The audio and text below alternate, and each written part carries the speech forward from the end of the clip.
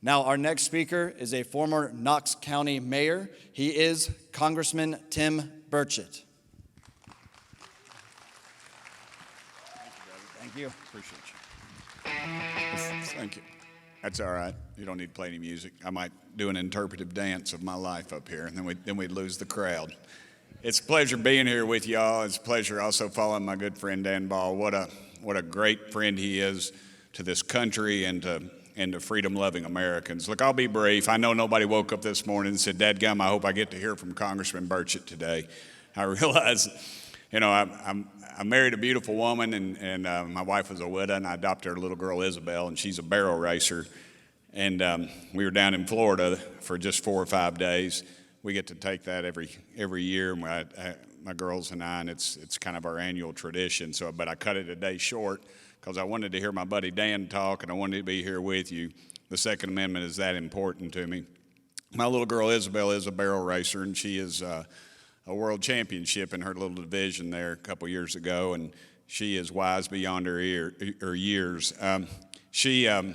There's this movie out, it's called Don't Look Up. I don't know if any of y'all have seen it. It's about a big meteorite that's going to hit the earth, and it's really a crazy movie that really just makes fun of conservatives, really, and climate change. And I'm one of those crazy people that believes the Lord in heaven has more to do about climate change than we do as humans, but that's just me. Thank y'all.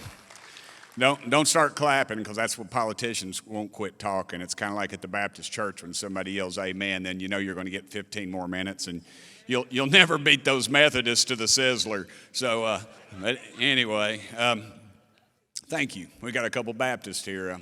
If you're an Episcopal, raise your hand. One of our good Baptists will explain to you the concept of a love offering, which I'd love to have right before we leave here. Anyway, my wife Kelly was saying if that meteorite were to hit Earth, she'd be okay with it. And I said, "Really, why?" And she said, "Well, we'd all be with Jesus." And I said, "All right, well, we're Christians. We believe that." And then Isabel says to me, "Dad, there's only 3 things that would survive this Earth if that meteorite hit." And I said, "What are they, honey?" And she said, "Cockroaches is the first one." I said, "Well, good. We homeschool her, and she's paying attention in science." And I said, "What's the second?" And she said, "Your dog Roscoe." Now, my dog Roscoe has been mauled by a bear, literally, in Knoxville, Tennessee, and has been run over by at least 2 cars. He doesn't have a tooth in his head, but he chews up my wife's shoes every day, and I get blamed. I'm not really sure if he does or doesn't, because I always end up having to buy new shoes, and you ladies like your shoes. So I think my wife just clips one pair or something that she doesn't like anymore, and I have to go buy new ones. And I said, "Well, baby, what's the third thing?" And she looked at me with all sincerity and said, "Nancy Pelosi." And I said, "Yeah, amen, thank you." There's another good Southern Baptist. And I told Pelosi that story, and I always tell her those stories, and the old Democrats will say, "Burchett, you can't say that to Speaker Pelosi," and all the old Republicans, "Burchett, you can't say that to her." And I said, "You know what? The worst thing that ever happened to me, the best thing that ever happened to me in this world would be if Speaker Pelosi would say something bad about me on the national news." And I said, "Why is that?" And I said, "Well, I'd go down here on the corner of Kingston Pike and North Shore, and I'd stand there with a big bushel basket." And they said, "Well, what's the bushel basket for?" And I said, "To catch all that money that people would be throwing at me, because that would show her popularity very much in this." But let me tell you, folks, our country is much worse shape than something dreamed up by Hollywood. They've been whittling away at our freedoms for years now without taking a shot. But a few weeks ago, they did take a shot in Pennsylvania.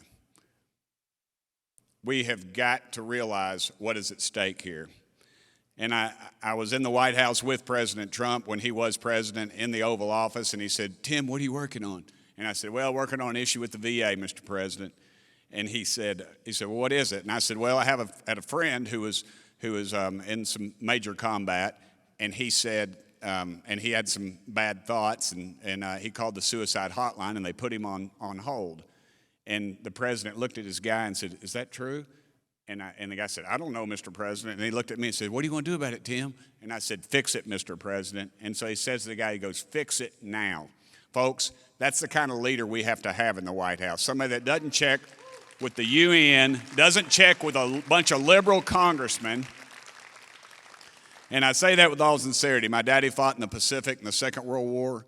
His outfit was on Peleliu in Okinawa.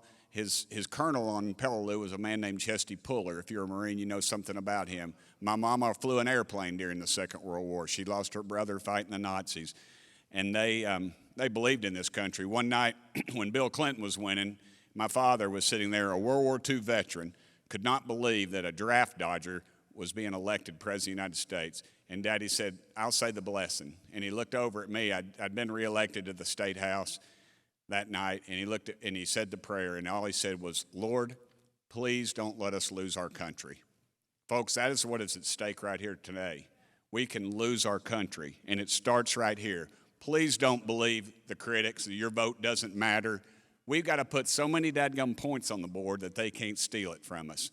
We have got to get to the polls. We've got to embolden our preachers. We've got to embolden every person we know, every circle of influence that you have. Please be bold. Please tell people that we have to re-elect Donald J. Trump as President of the United States.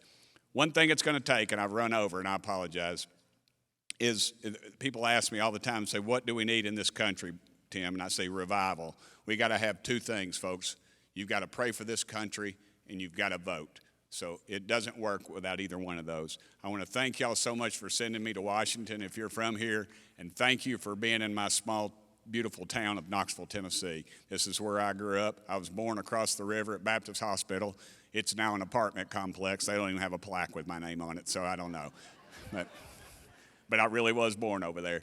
But I do want to say thank y'all so much for staying here. And please, if you're in a bind, please give us a call. We'll try to help. And thank y'all so much.